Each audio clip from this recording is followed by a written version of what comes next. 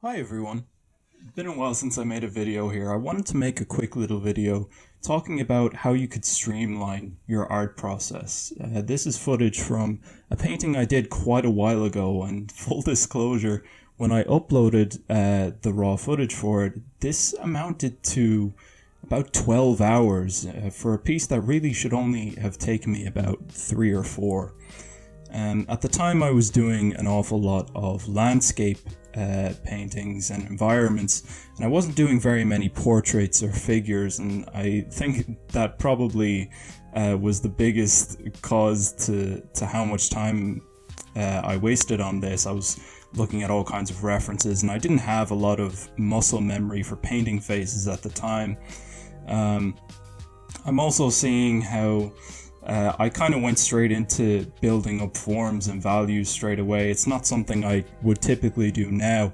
Now I would stick with very sketchy thumbnails and outlines, and then do a clean light art on top and go into forms as a third or sometimes even fourth stage.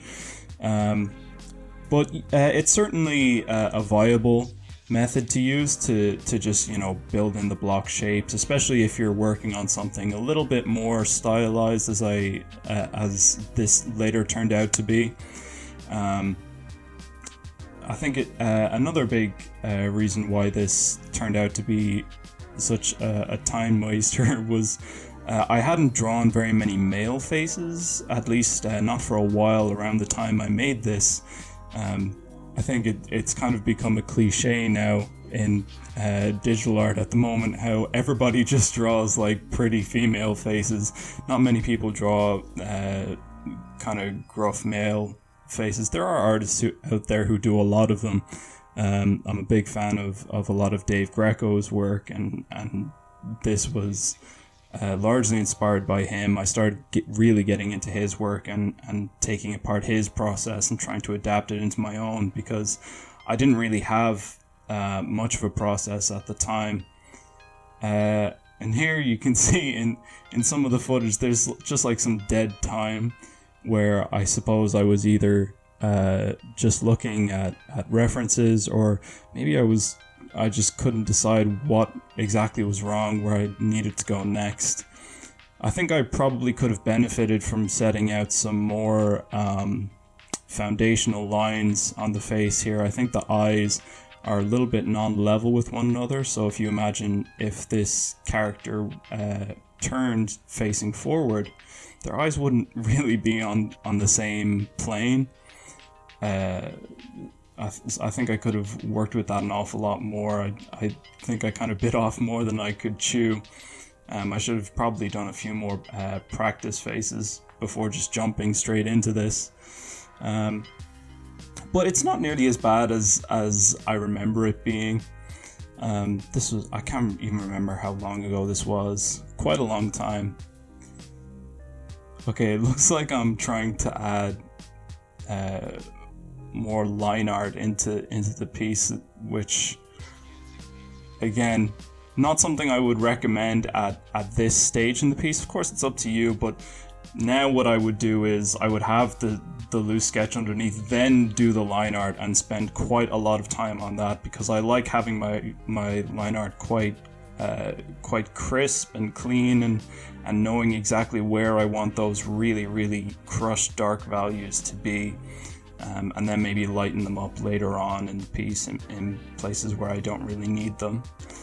But it does add a bit more definition into the piece, especially because I'm not very skilled when it comes to just pure painting. Some people are able to just paint very evocatively, the way you would paint traditionally, without relying on much line art. Personally, I'm not very skilled at that, and I also quite like art styles that do leave a bit of that line art in. I think an awful lot of artists are very quick to try to go for that really highly polished rendered look, and the kind of look that makes it look more like a 3D model than a painting. But I quite like the line art look. It has almost more of a comic feel to it, and I like having I like being able to see some of the paint strokes in my work. as well as other people's work, although there are some artists who can do stuff incredibly cleanly. One of my favorite artists at the moment is Paul Kwan, who is an artist at Riot. He does an awful lot of kind of anime style things, but he makes all of his drawings just look so incredibly crisp and clean. Of course, when you zoom in, like with any drawing, it becomes a lot less clean once it's zoomed in and you're actually looking at the lines in fine detail, but that's fine. That doesn't really matter too much. I think I can see I'm starting to slow down here at this point in the piece. It looks like I'm adding in some values to the face and it's starting to pop a little bit more. I kind of like where it was going. But I still get the sense that I'm kind of timid about it. I'm not exactly sure where I want those values to be. And the best advice I can offer for that is just constantly keep in mind where the light in the scene is supposed to be coming from, where you want it to be.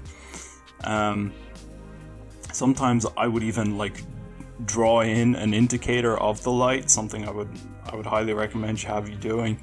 It's kind of annoying because, I'd say especially at this point in the drawing, you just want to start rendering, getting into it. You just want to switch your brain off and let kind of the fun part of the piece take over. But when you're adding in light and shadows, and especially if you're doing it with various different layers and multiply layers, you do really kind of have to wake up and really be constantly be thinking hard about where you want all the lights to be. Okay, so I'm adding in a bit more color here. I added a lighten layer on top to kind of brighten up those line arts. I think I added a bit too much of a lighten layer. To be honest, I made, that bright red on the really crushed dark values. I think I kind of went a bit overboard with that. I could have afforded to make it just a little bit more subtle, or at least a bit more precise and calculated about where exactly I wanted to lighten up the lines instead of just kind of splotching it on wherever. Okay, so there's a bit more dead space here. I'm not exactly sure what I was doing at this point, possibly looking at references. Or it's, that point at the painting where I probably need to get up, walk away, and just not look at it for an hour or so. Sometimes it's even helpful to walk away from a painting for a couple of days before you come back, look at it with fresh eyes, or sometimes that's not always possible, obviously, and at that point the best thing I can recommend is having friends who you can get feedback off of. Go join art Discord servers. There are plenty of them. Lots of artists who stream their work on Twitch or on YouTube will very often have Discord servers. Lots of people have them set up as part of their Patreon, and those are great places to just get quick and easy feedback. Okay, I like where this is going now. I'm not entirely certain about the color of the face. I think there's kind of some splotchiness there, although in a way I suppose it could give him almost kind of a sunburnt look, which perhaps that's what I was going for. I couldn't even tell you at this point. With where I am now and the kind of art I'm doing now and the process that I'm currently employing, it's almost like watching this, it's almost like it was painted by somebody else. Okay, I don't remember adding the rim light in. That's actually not a bad touch. I'll need to remember that for some of my following paintings. It's a good way of getting in just a really subtle bit of definition. Sometimes a lot of people won't even notice it, and you can see zoomed out it's a lot more subtle, but it does help to just kind of separate out from the background and bring a tiny little bit more roundness to the face.